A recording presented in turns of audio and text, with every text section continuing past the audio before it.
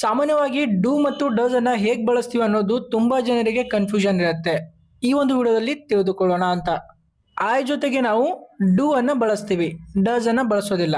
For example, I don't know, ನನಗೆ ಗೊತ್ತಿಲ್ಲ. I doesn't know ಅಂತ ಹೇಳೋದಿಲ್ಲ, ಅದು ತಪ್ಪಾಗತ್ತೆ.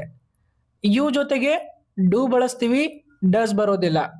ವಿ ಜೊತೆಗೆ ಡೂ ಅನ್ನ ಬಳಸ್ತೀವಿ, ಡಸ್ ಅನ್ನ ಬಳಸೋದಿಲ್ಲ. ರೈಟ್?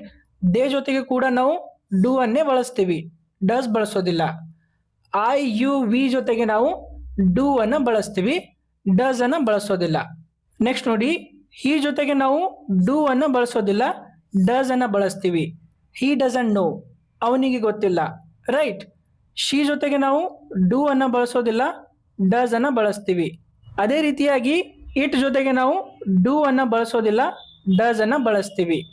ಹಿ ಶಿ ಇಟ್ ಜೊತೆಗೆ ನಾವು ಡಸ್ ಅನ್ನ ಬಳಸ್ತೀವಿ ಯಾವಾಗಲೂ.